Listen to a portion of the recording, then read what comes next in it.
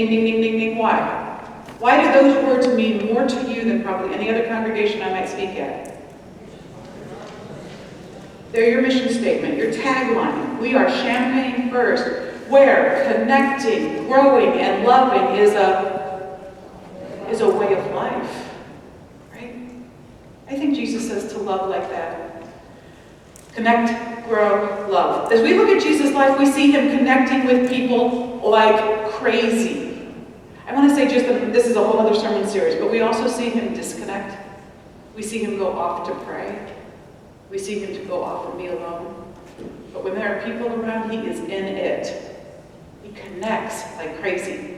The disciples' first experience of Jesus is his outrageous invitation to stop what they're doing and follow him on a great new adventure. And surprisingly, what do? They do it. They stop what they're doing and they follow Jesus on this amazing adventure, and they get to spend 3 years watching him teach and heal and do miracles. It's an amazing thing. But for Jesus to call the disciples, what had to happen first? He had to see them. He had to see them. Right? All right. Love Jesus style requires that we see people. We conclude each service by getting connected. I missed that the first week, and boy, oh boy, did I hear about it. That is a big, if you are here for your first time today, just know this. At the end of the service, we're going to hold hands. That's called getting connected. And it's a big deal. It's been a big deal for a long time. You are committed to getting connected, joining hands, and it is a beautiful tradition. It speaks volumes about the body of Christ when you do this. First of all, you're fearless. Some of you are germaphobes, right? I know this. Some of you are germaphobes, and it takes incredible courage for you to touch another person. Right? We're going to just carry our hand sanitizer, if that's who we are. We're going to hold hands, and then we're going to take care of things. Fearless. We touch one another. Touching one another is a real thing, right? It's an important and powerful thing. We are, when we hold hands, we show to the world that we are united in purpose and stronger together than we are apart. I believe that. And it shows that we have affection for one another. That we can get in each other's space. We can do that. As we move into fall, and I know that you've had a greeting time and that you're on break right now from a greeting time, but we're going to reintroduce a greeting time again because it's important to get connected at the front of the service too. I want to shape, though, the way that we greet one another. I want us to see each other. Before we can be connected, we have to see well. I want to train you up right now in how we're going to greet one another. I'd like you to imagine this sanctuary in quadrants. So this is the pulpit side, this is the lectern side, this is the front, that's the back. Can you see the quadrants in your head? Quadrant, quadrant. And balcony people are just their own thing. They are stubborn people, balcony people are. All right, I want you to imagine in 4 quadrants, all right? Stand up with me, will you? I want you to look around your quadrant carefully. Do you know everybody in your quadrant?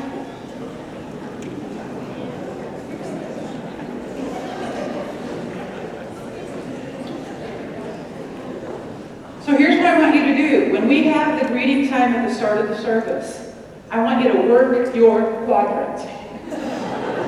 This is your job at worship. All right? So say you have been here 2 or 3 weeks. Are you off the hook? This is your 3rd time here at this church ever. Is this everybody else's job because you're a newbie? No. If you've been here 3 times, you are in. All right? This is your job. To greet your quadrant. Now, that's the first thing. I want you to know, 2 people walked out of here last week. Who were you? It was 2 couples walked out of here last week and said, we just met each other. And they both been going here for a long time. Who was that? I know it was Jean and Dick Swain and, are they not? And who did you meet? And you met Gail and Steve. Great. Look how close they sit to each other. All right. I want you to know the name of everybody in your quadrant. Every person in your quadrant, You need to know who they are. So some weeks you might have to go a little farther afield, right, to get over there. Your job is to know everybody in your quadrant. Okay? Is that clear? Well, your quadrant, and this is like not science. Sharon. About halfway back. About halfway back. Richard will help you though. So when you greet people, this isn't when you're making lunch plans, it's not when you're catching up on the ball games, it's making sure you know the people in your quadrant because they're part of your church family. You can always say, hello, my name is, hi, I'm Julia. And you what? You're Richard, hi, I'm so glad you're here. How long have you been here? A year. A year? Oh, we're so glad you're here. Thank you. All right, so a little thing. If you feel particularly close to that person, like I really like Bobby, so I'm going to come over and I'm going to say, Bobby, I'm glad you're here this morning. Welcome. Right? You could hug them. Certainly smile. Right? A smile is a beautiful thing, so you're going to smile. All right. That's the beginning phase. The next step is to look and see who is new. Well, you can't know who's new until you know who's here, right? That's why that's the first phase. Second phase is who is here for the first time? I'm going to tell you right now that the back quadrants usually get the heavy duty on this. All right, the back quadrants usually have to pick up a lot of the weight on this particular thing. But I want you to see who the new people are. I want you to make sure that you say hello, that you invite them to fill out the yellow piece of paper in their bulletin, right? Because I'm going to send them a thank you note. I am so grateful. I'm grateful for every single one of you who comes on a Sunday morning that you got out of bed. I'm really grateful that a new person wanders in because that takes courage. Right? And so I want to send a thank you note that says, I'm glad I saw you, I'm glad you're here. The next thing that you do is you've got a three-part job, right? Know your quadrant, see the new people, make sure I see the new people. Right? So during that greeting time, if there's someone new in your quadrant, you here in the back, you're going to have to be in good shape because you're going to want to run up. I'll come meet you halfway. You're going to come up and you're going to say, oh, I want to introduce you to somebody. And you're going to take me to these people. That greeting time is really important for me. You're going to get your feelings hurt, Wes. You're going to get your feelings hurt if you've been here a long time because I'm not interested in talking to you. All right? My main goal for the greeting is that I have said hello to somebody who had the courage to walk into this space and to welcome them to our worship. That from the beginning of the service, they're connected. Oh, somebody loves Wes. So good. You may be seated. Oh, did you actually greet each other? A little bit, right? You greeted each other a little bit? All right, some of you have sweaty palms because you're introverts, right? And some of you have sweaty palms because you're thinking, oh my gosh, I've gone here forever, but I don't know the people sitting around me. And what if I say, oh, I'm so glad to see you new here, and they say I've gone here 30 years, and then I'm embarrassed. All right, so one of the one anothering verses says that we are going to be patient and bear with one another in love. So if you get to that place where you have overstepped and you have just told somebody who has been here longer than you that they're new, because you didn't know, you're going to just laugh that awkwardness off and move on. All right? We're going to be patient and bear with one another in love. Okay. So, no one should walk out of here without having been warmly greeted by several people. As I've attended meet and greets the last couple of months, one of the reasons you came to this church, so meet and greets were, I've only been the pastor of this church for about 6 weeks, maybe 8, and I've had meet and greets where I got to talk in small groups to people in the congregation. That was great. And the question that I asked was, how did you end up at this church? One of the answers that popped up regularly is, I went to another church and nobody talked to me there. I came here and you welcomed me. So, we want to make sure that nobody walks out of here without being greeted. And I think you do a good job, but I want to tell you that a few weeks ago, a friend of mine and her daughter came here. She traversed this entire fellowship hall. Nobody spoke to her or her daughter. She got a bulletin from the greeter who it's job to greet them, right? So then it's like not that meaningful if it wasn't sincere. It's like you were assigned that task. She sat through an entire worship. We didn't have a greeting at the front, so there was no opportunity really.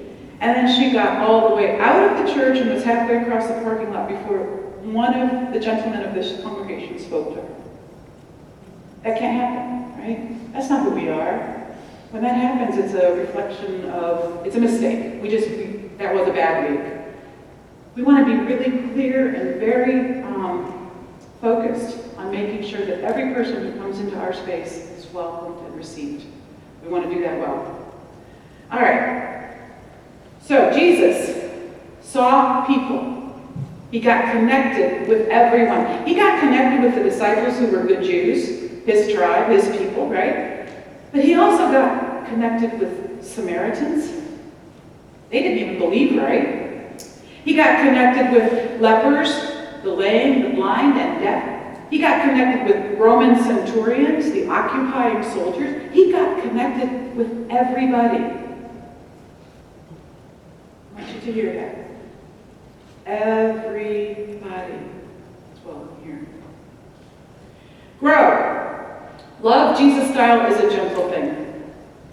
To say that we need to grow is to be in a place of humility, acknowledging that God isn't finished with us yet. We don't know everything yet. We get things wrong. We make mistakes. We say the wrong thing. We forget stuff. We are in the process of growing, and we offer forgiveness to one another. If our 2-year-old can't read yet, we don't lose our minds, right? They're not there yet. They'll grow into it. If our teenagers do something stupid, we don't lose our minds. We pray and we hope that they'll learn from their mistakes. If an adult doesn't know everything about God and can't find their way around the Bible, it's okay. We are all on a learning curve when it comes to God and matters of faith. So if you are here today and you're sitting there thinking, I don't know the Bible, I don't know really much about Jesus, and all these people around me, all of them know everything, that's untrue. We don't. We know some things. And we'd be happy to ask the questions with you as we go on our faith journey. Everyone's welcome wherever you are. When Jesus met the woman at the well, the Samaritan woman, the one who had 5 husbands, and the man she was currently living with was not her husband. She was outside the Jewish tribe. She was not married to the man she was living with. She was a woman. Jesus didn't lose his mind. He made an invitation. He offered to her the gift of living water that would nourish her for eternity. She said, well, I'm waiting for the Messiah. And he said, I am he. She ran back to her people and told them about Jesus, who had offered her a gift, not judgment, but grace. Right? He doesn't even say to her, go and sin no more. He just says, I have something amazing for you. And invites her to grow. That's all we've got. We don't have all the answers, but we do have an opportunity to grow into the likeness of Christ. We have the opportunity to offer the gift of living water to all people, to see the ones who are outside our fold, to hear their story without judgment, and offer to walk with them along this journey of faith. Next week, our Wesley Covenant groups are offering an opportunity to grow. One of the things about this church that I really love, and I know that you've had Bible studies before, but I love that the church altogether is invited for a minute to read the same thing, to ponder the same questions, to be on the same page. You know what a gift that is? It's a beautiful thing. I'm hoping that if you haven't yet signed up for a Wesley Covenant group, you will sign up. I'm looking forward to those 8 weeks together. The last thing is to serve. This brings us back to John 13. Love Jesus style is about service. You have it in your mission statement. To connect, to grow, to serve. In our passage today, Jesus is taking on the role of a servant and washing his disciples' feet. Becoming spiritually mature looks like this. We connect in worship. Remember, this is the starting gate. This is the beginner ground. This is where everybody has access. This isn't the ending of our spiritual growth. This is the beginning of our spiritual growth. All right, so we connect in worship. We grow in small groups where we can ask questions, where we can confess the things that we're curious about, and maybe talk about the ways that we are not making good choices, or ask for prayers that we might have courage to make better choices. So, worship, small groups, and then as spiritually mature people who are involved in those things, we serve. That's what discipleship looks like. It's a movement from this beginning space into a small group where we go deep into the world where we serve. When I teach new member classes here, I'm going to expect this thing. I'm going to expect that if you want, you don't have to ever be a member of the church. I'll be your pastor forever. You don't ever have to be a member. But if you say that you want to be a member, it is my expectation that you're willing to serve in two ways. In this congregation, we have work that has to be done here, right? Committees and pencils and bulletins and Sunday school teachers, and we have work that needs to be done here and in the community as well. That's what love looks like. Jesus was trying to describe to the disciples how they were to be after he was gone. He said, love one another as I have loved you. Love one another. And I have loved you by connecting with you and seeing you, calling you to this adventure.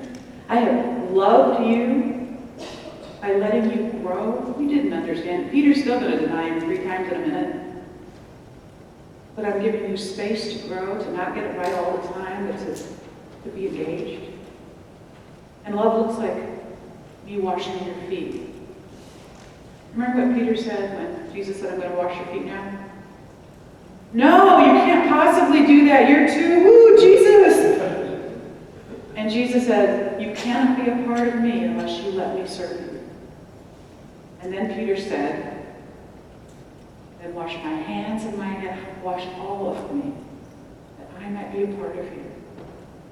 The model Jesus gives: to connect, to grow, to serve. That makes the body strong. Will you pray for me? Thank you, God, for this day of worship, for these people who have gathered here, for these hearts that are open to your Spirit. We ask, Lord, that by hearing your word, we might be changed. In Jesus' precious name, amen.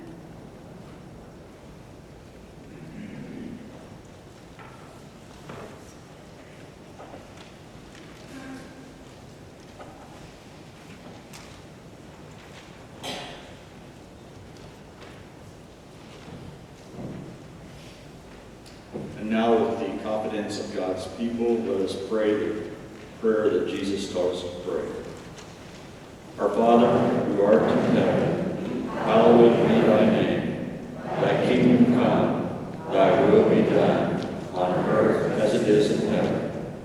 Give us this day our daily bread, and forgive us our trespasses, as we forgive those who trespass against us. And lead us not into temptation, but deliver us from evil. For thine is the kingdom, and the power, and the glory forever. Amen. I believe we have a ministry moment for music now.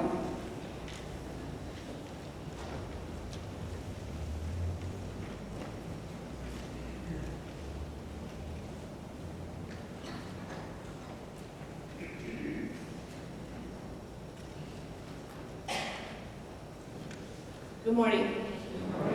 Forgive me my notes. As I've gotten older, I have these moments where my mind goes blank, and I know what I'm going to say, but if it goes blank, I won't be able to say it, so I got some notes here.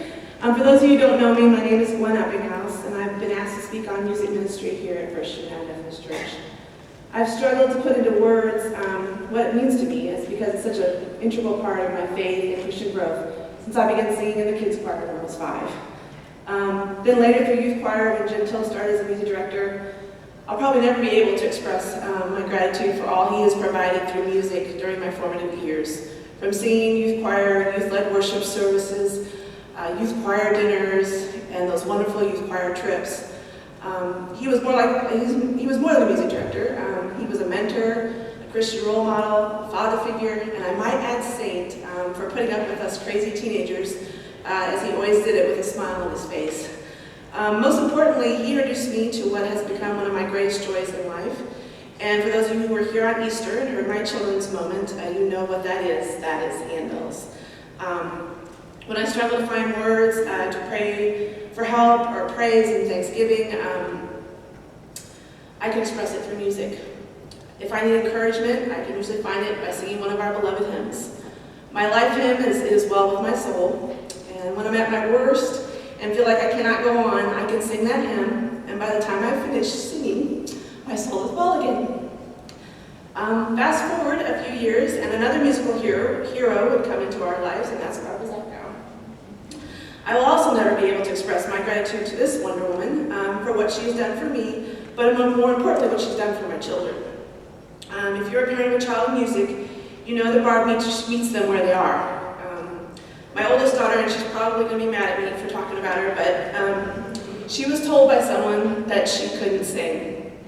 And I've spent a long time trying to pray for that person. I don't know who it was, but I struggled to pray to forgive that person. But she hasn't sing since. And Barb knew that, and she knew she played an instrument, so she rewrote choir pieces so that she could play her instrument while they sang and still be a part of music here at the church. She also did that for my middle daughter. She's rewrote parts so it's in her range so she can sing, and she's created upright bass parts where they didn't exist, so my son could also be a part of music here at the church. She meets your child where they are, and she allows them to express their faith through music, and I will always be extremely grateful. I heard someone recently say that music is not that important to our worship service, but I disagree. I think it's very vital. If you read the book of Psalms, you know it's an important part of our service. And I think one of our greatest strengths here at FUMC. I know that people have left this church for various reasons, and I still see them return on Sundays when we do major music. The music ministry here at our church, I think, is our greatest strength and what separates us from other churches. It is what has kept me here when things have happened that have made me question whether I should stay. I'm sure that if you feel the way that I do about music, you were shaken a little bit by the decision that was made to go to one service. It was like our strength was kind of cut in half, and all the various music styles that we offer, we were afraid that it would suffer. It was my concern too, but somehow the amazing Barbara Zachau has managed to make sure that all our wonderfully different styles of music are still represented. That's no small feat, I might add, and she still manages to do it with a smile on her face. I'm beginning to think that that's a prerequisite for music directors, that they do all that they do with a smile on their face. But since I cannot give her the raise that she deserves, I would ask that you join me in showing our appreciation to her for all she has done to keep music alive here in our one worship service.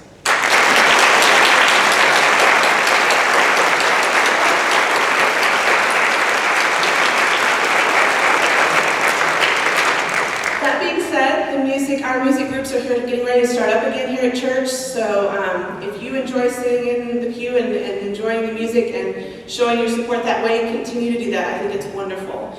But if God is telling you that you need to share your faith through music in a more active way, I would encourage you to join one of the groups. If you sing but you only like classical music, join chancel choir.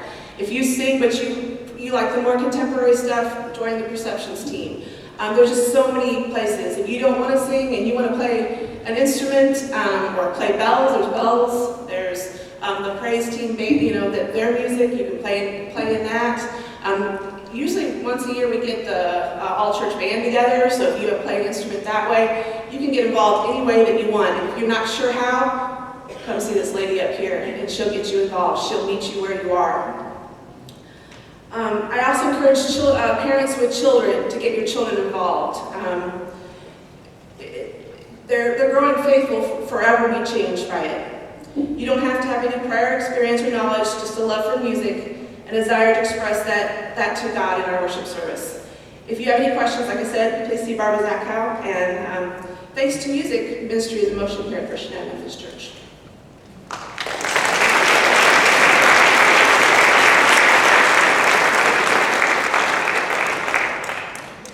As forgiven and reconciled people, let us offer ourselves and our gifts to God.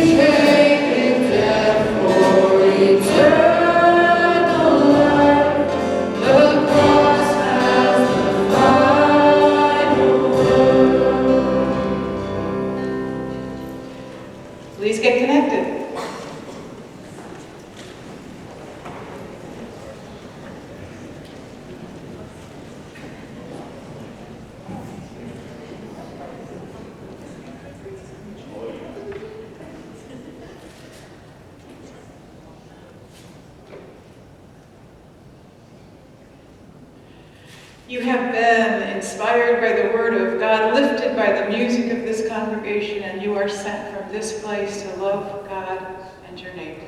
Go in peace.